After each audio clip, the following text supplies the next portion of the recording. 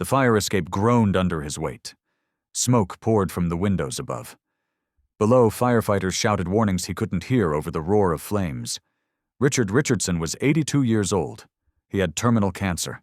He had maybe weeks to live. And he was climbing into a burning building to save a child he'd never met. How does an elderly volunteer firefighter end up here, on the third floor of a blazing apartment building, racing against time and his own dying body? The answer starts 6 months earlier, in a doctor's office. The doctors gave him 6 months to live. Most men would have gone home to wait for the end. But Richard Pops Richardson wasn't most men. At 82 years old, with terminal cancer spreading through his lungs, he made a choice that would cost him everything and save a life that mattered more than his own. This is the story of a veteran's final mission. The oncologist's office was cold. Too cold. Or maybe that was just Richard feeling the weight of what he was about to hear. Dr. Patricia Chen sat across from him, his medical chart open on her desk. She'd been his doctor for 3 years. She knew his history. The aches, the persistent cough he'd blamed on getting old, the fatigue he'd dismissed as just slowing down. She also knew what the scans showed. "Richard," she began, her voice carrying the practiced gentleness of someone who delivered bad news too often. "The biopsy results came back. It's lung cancer, stage 4. It's spread to your lymph nodes and liver." Richard sat perfectly still. His weathered hands, marked by decades of hard work and harder fights, rested calmly on his knees. At 82, he'd lived through things that would have broken most men. This was just one more thing. "How long?" he asked quietly. Dr. Chen hesitated. "Without treatment, 4 to 6 months. With aggressive chemotherapy, we might extend that to... I don't want chemo." She'd expected this. Many elderly patients chose quality over quantity when it came to their final months. "I understand. We can discuss palliative care options. Make you comfortable." "I don't want that either." Now Dr. Chen looked confused. "Richard, I'm not sure I understand. What do you want?" Richard met her eyes. Behind his wire-rimmed glasses, his gaze was clear, sharp, determined. "I want to be useful. However much time I have left, I want it to matter." Dr. Chen had seen many responses to terminal diagnoses: anger, fear, denial, depression, acceptance. But she'd never seen this: a man staring death in the face and asking not how to avoid it, but how to make his final days count. "What do you mean by useful?" she asked carefully. Richard stood, his 6-foot frame still commanding despite the slight stoop age had given him. "I mean, I'm not going to spend my last month sitting in a chair waiting to die. I served my country for 30 years. I'm going to keep serving until I can't anymore. Richard, you need to rest, to take care of yourself. I've been taking care of myself for 82 years, Doc. I think I know what I need." There was no anger in his voice, just quiet certainty. The same certainty that had carried him through jungles in Vietnam, through 3 decades of military service, through the death of his wife Margaret 5 years earlier. Dr. Chen sighed. "At least let me set you up with some pain management. The cancer will get worse. There will be days when I'll take the prescriptions, but I'm not checking out early. I've got work to do." He left the office with a bottle of pain medication he had no intention of using unless absolutely necessary, and a plan forming in his mind. Richard's apartment was small but tidy. Military precision never left a man, even in retirement. The walls held memories. Photos of him in uniform, younger and stronger. Pictures of Margaret, her smile still able to warm him even from beyond the grave. He sat at his small kitchen table, the oncology report in front of him, and thought about what mattered. He had no children. Margaret had been unable to have kids, and they'd poured their love into each other and into service. His siblings were gone, his parents long dead. He had savings enough to last years, which was ironic given that he had months. He could travel, see the world, check items off some bucket list. But that felt hollow. Richard had spent his entire adult life in service to others. In Vietnam, as a pararescue jumper, he'd pulled wounded soldiers from impossible situations. He'd jumped from helicopters into hot zones, administered combat medicine under fire, carried men twice through hell to get them home alive. After Vietnam, he'd continued serving. Always the guardian, always the protector. When Margaret got sick, he'd cared for her through 2 years of decline. Cooked her meals, helped her bathe, held her hand through the pain. She'd died in their bed with him beside her, and her last words had been, "You were made to save people, Rich. Don't stop now." He hadn't saved her. But maybe he could save someone else. The next morning, Richard walked into Firehouse 14 on the east side of town. It was a modest station. 2 engines, 1 ladder truck, a crew of 12 rotating firefighters. The building needed paint. The equipment was older but well-maintained. This wasn't the glamorous downtown station that got the media attention. This was a working-class neighborhood station that served quietly and without fanfare. Captain James Torres looked up from paperwork as Richard entered. "Can I help you?" Richard was dressed in old jeans and a faded Marines sweatshirt. He'd been Air Force but had friends in every branch. "I'd like to volunteer." Torres blinked. He was used to eager young people wanting to be firefighters or corporate types doing community service. He wasn't used to men in their 80s walking in off the street. "Volunteer? I can clean, organize equipment, cook meals for the crew, administrative work, whatever you need." Torres studied him. The old man stood straight despite his age.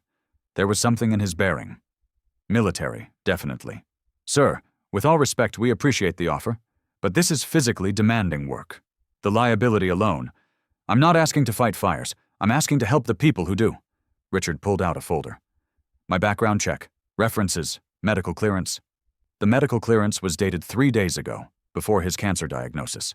It showed him fit for light volunteer work. Technically, not a lie. Torres flipped through the documents. Previous volunteer work at the VA hospital. References from a retired general and 2 colonels. Spotless record. "Why here? Why Firehouse 14? Because you need the help, I can see it, and because I need somewhere to be useful." There was something in the old man's eyes. Not desperation, but purpose. Torres had learned to trust his instincts. "All right, trial basis. You help around the station, stay out of the way during calls. First sign of trouble, you're done. Deal?" Richard extended his hand.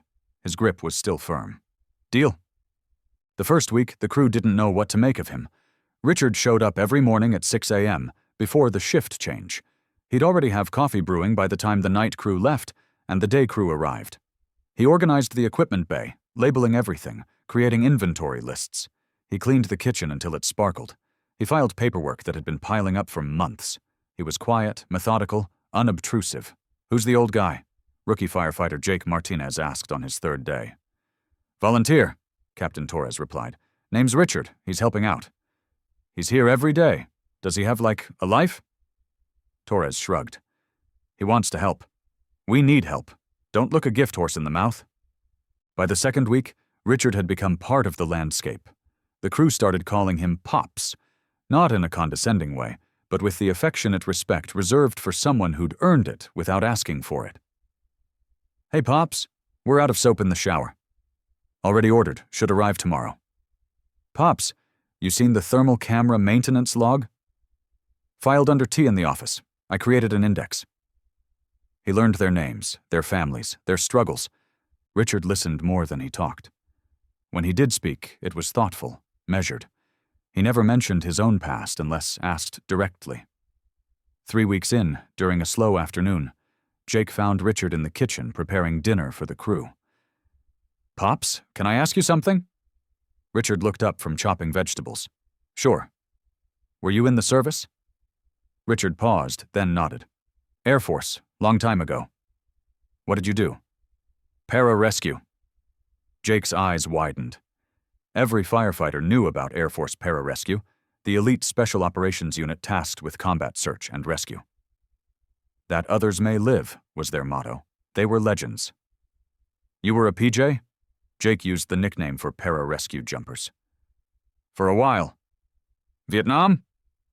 Richard's hand stilled on the cutting board. "Yeah, Vietnam." Jake wanted to ask more, but something in Pops's expression told him not to push. That's incredible, man. Why didn't you say anything?" "Wasn't relevant. I'm just here to help." But Jake told the others, and the word spread. Suddenly the crew looked at Pops differently. Not as just a helpful old man, but as someone who'd been in the thick of it. Someone who'd jumped from helicopters into combat zones to save lives. "Why'd you stop?" Maria asked him one evening. Richard was wiping down counters. "Stop what?" "Being a PJ. That's not something you just walk away from." He was quiet for a long moment. "Everyone stops eventually. Age catches up. You hand the torch to the next generation. But you're still here, still helping." Richard smiled slightly. "Can't help who you are. Some people are builders, some are teachers, some are protectors. I've always been a protector. That doesn't change just because you get old." What he didn't tell them was that some mornings he woke up coughing blood, that the pain in his chest was getting worse, that he'd started taking the pain medication Dr. Chen prescribed, just half doses, just enough to keep working. He had a job to do. However much time he had left, he was going to spend it doing what he was made to do. 2 months passed. Richard became a fixture at Firehouse 14. He instituted Sunday dinners, elaborate meals he'd cook for whoever was on shift. Pot roast, lasagna, his wife Margaret's famous chicken and dumplings recipe. The crew looked forward to it, gathered around the table like family.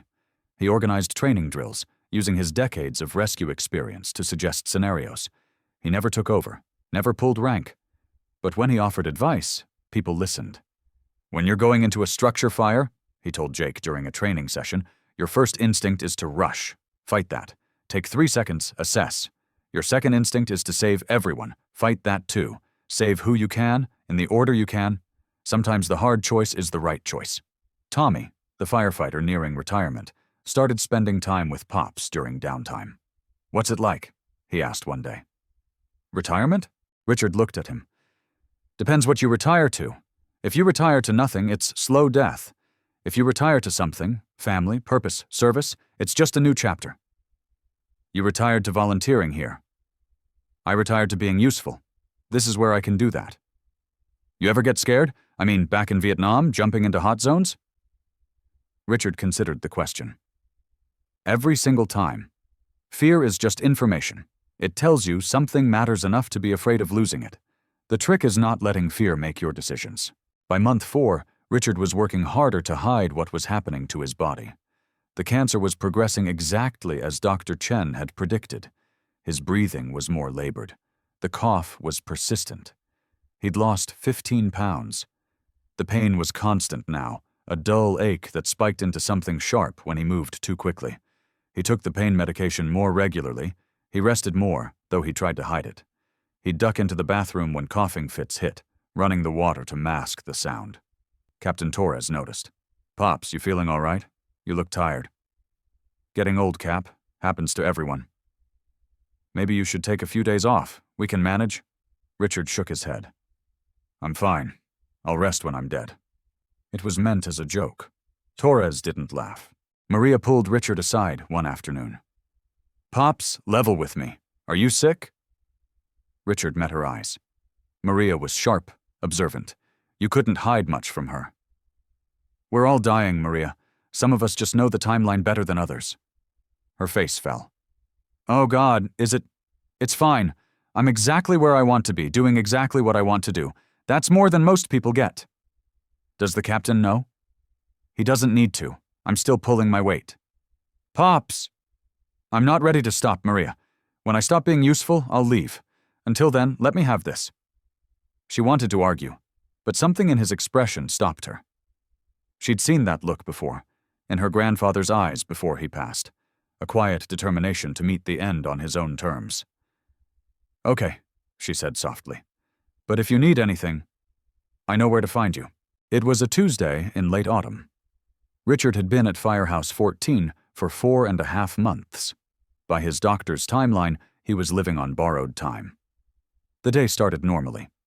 Richard made coffee, organized the day shift's equipment check, started prep for dinner. The crew went through their morning routine, equipment checks, training exercises, paperwork. At 2:47 p.m., the alarm sounded. "Structure fire, 1847 Maple Street, apartment complex, multiple calls reporting people trapped, engine 14 and ladder 14 respond immediately." The crew moved with practiced precision. Gear on, trucks rolling within 90 seconds. Richard stood in the bay watching them go, as he always did. Captain Torres was last out. "Hold down the fort, Pops." "Always do, Cap. Be safe." The trucks disappeared, sirens wailing. Richard went back to the kitchen to finish dinner prep. They'd be hungry when they got back. 20 minutes later, the station radio crackled with urgent traffic.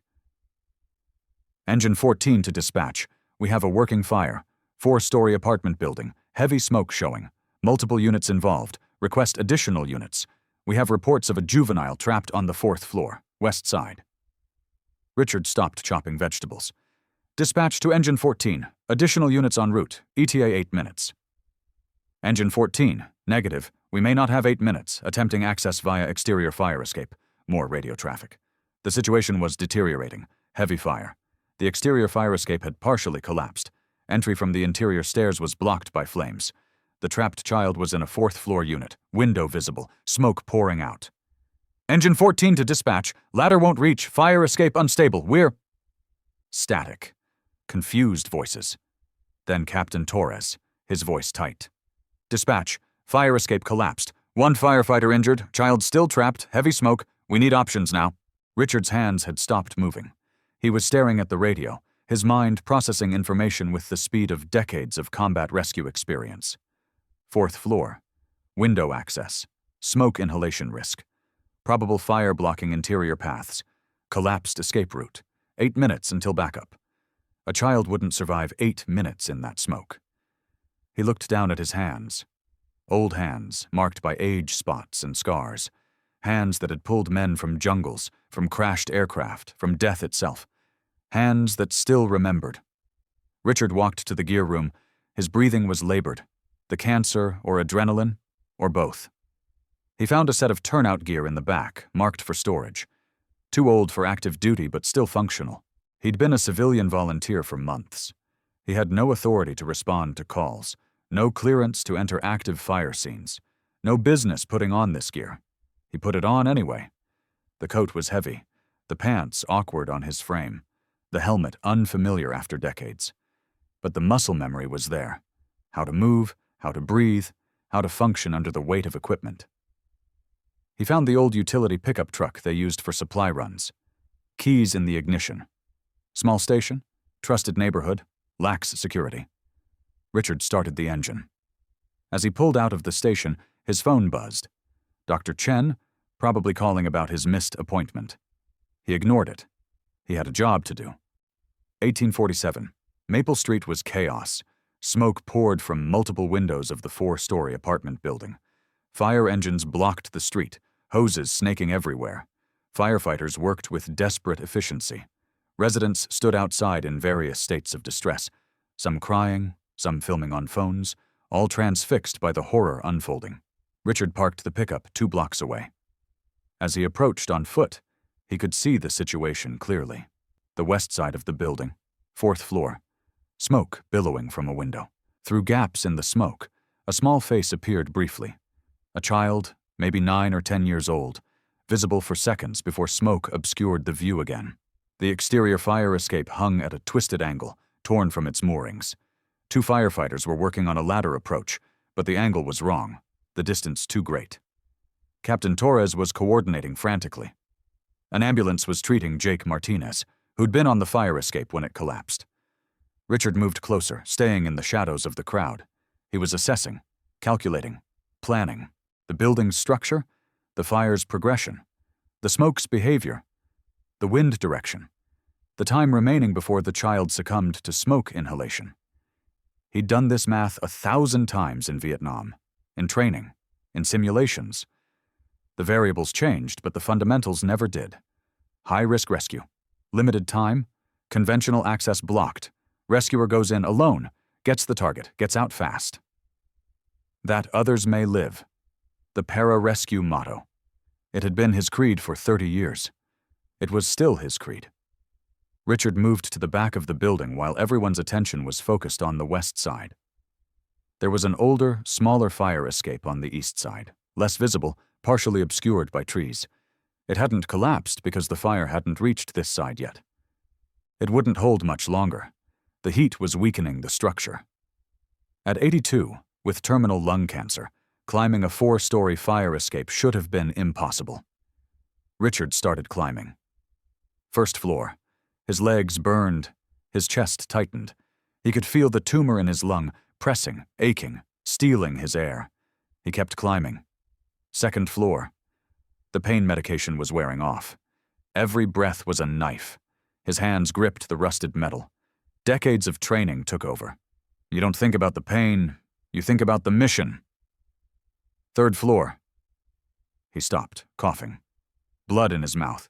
He spit it onto the platform and kept climbing. Fourth floor. The heat was intense now, even on this side.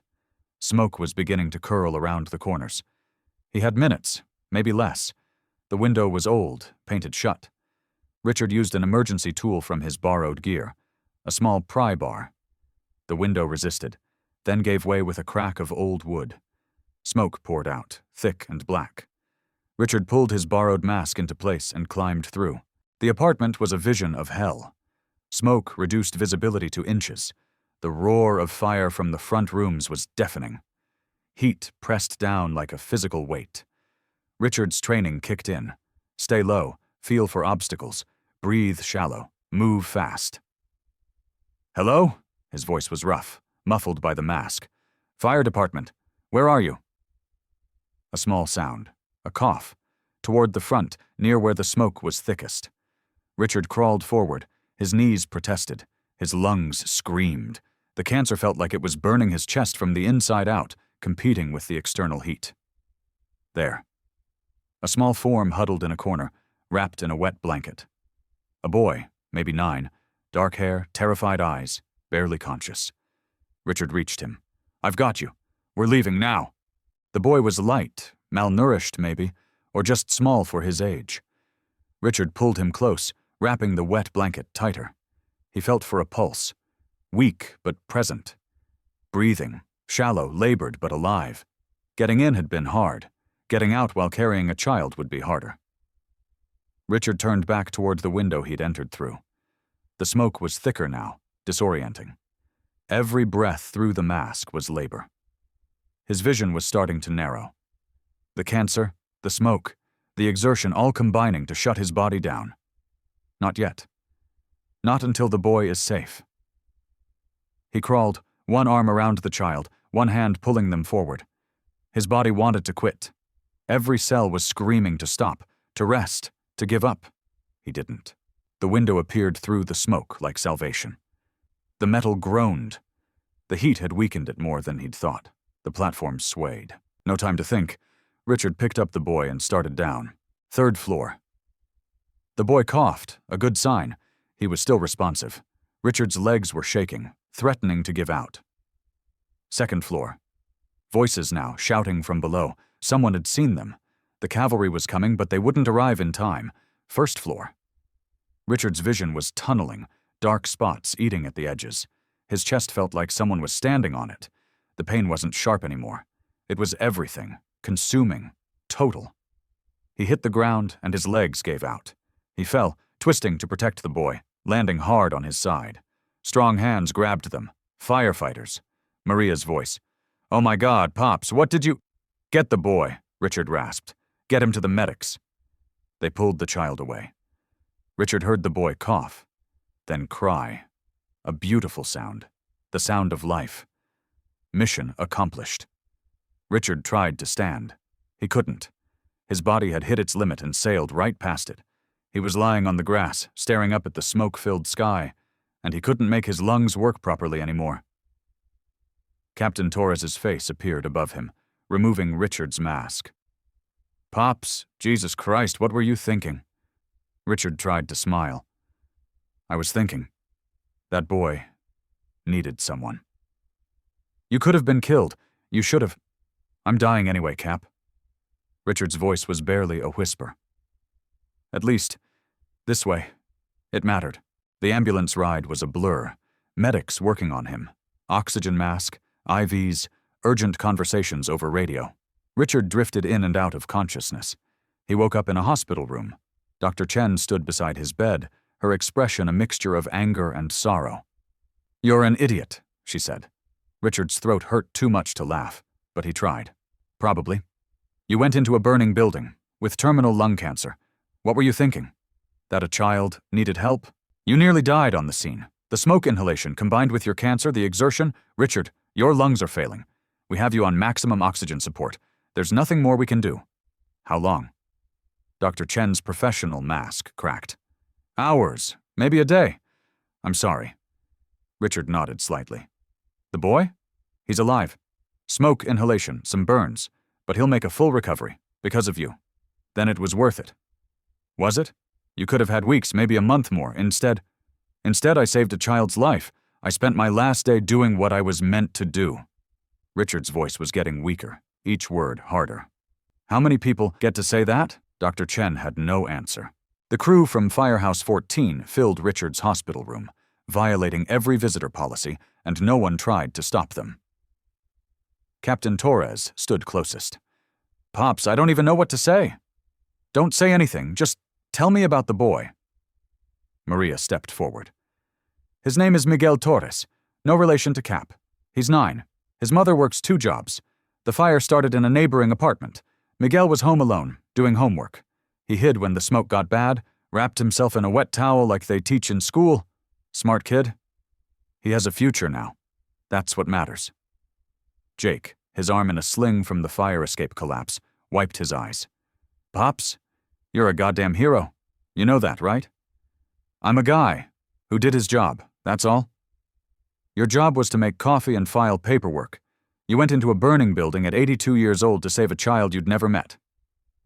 Richard was quiet for a moment. I was a pararescue jumper. Our motto is, that others may live. I lived by that motto for 30 years. Today, I died by it. There's honor in that. Captain Torres cleared his throat. We're going to recommend you for every civilian medal we can. The Fire Department Medal of Valor, the Carnegie Medal. Richard shook his head slightly. Don't need medals. I just need you all to remember why we do this. It's not about glory. It's about service, about being there when someone needs help. Tommy, the veteran firefighter near retirement, spoke up. You showed us what that really means, Pops. Every single one of us is a better firefighter because of you. Then my work here is done. As night fell, the crew reluctantly left, giving Richard space to rest. Only Captain Torres remained. Cap, can I tell you something? Anything, Pops. I knew I was dying when I came to your station.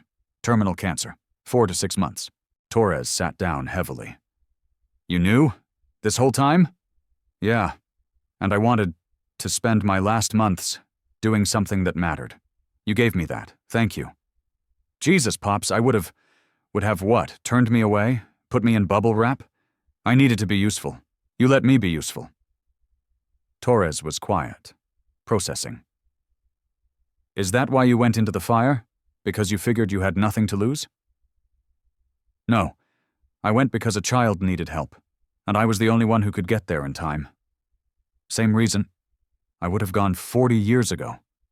The cancer didn't make me brave. It just made me free.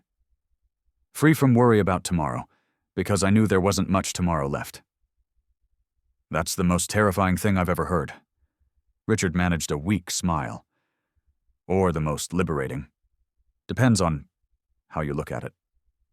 The boy's mother wants to meet you. Miguel, too, when he's feeling better. Tell them I was glad I could help. And tell Miguel to live a good life, long life, full life. That's all any of us can do. Richard Pops. Richardson died at 4:47 a.m. the following morning, surrounded by the crew of Firehouse 14, who had become his family in his final months. His last words, whispered to Captain Torres, were, I served my whole life. This was worth it. 3 weeks later, Richard Richardson was laid to rest with full military honors. The ceremony was held at the National Cemetery. An honor guard from the Air Force Para-Rescue Unit folded the American flag with precision. A 3-volley salute echoed across the grounds. A bugler played taps. Miguel Torres stood with his mother, tears streaming down his face, holding a photo of a smiling old man in a Firehouse 14 t-shirt. Captain James Torres gave the eulogy. Richard Richardson, Pops to those who knew him, lived 82 years. For 30 of those years, He served his country in the United States Air Force as a para-rescue jumper. His official record shows 47 combat rescues in Vietnam. His unofficial count was higher. He didn't keep score, he just kept saving lives. After military service, he continued to serve. After his wife passed, he continued to serve. And when he learned he had terminal cancer, with only months to live, he didn't retreat. He came to Firehouse 14 and asked one simple question. How can I help? For 4.5 months, he helped. He organized, cleaned, cooked, listened, advised, and inspired. He showed a bunch of young firefighters what true service looks like, what sacrifice means, what legacy is built from. On his last day, faced with a choice between safety and service, Richard chose service. He saved 9-year-old Miguel Torres from a burning building. That rescue cost him the last days of his life. I've thought a lot about whether that was worth it, whether I should have stopped him, protected him, kept him safe. And I think Richard would tell me I'm asking the wrong question. It's not whether saving Miguel was worth Richard's life. It's whether Richard's life was fulfilled by saving Miguel. And I know the answer to that. His last words to me were, I served my whole life. This was worth it. He died the way he lived, in service to others. There is no higher honor.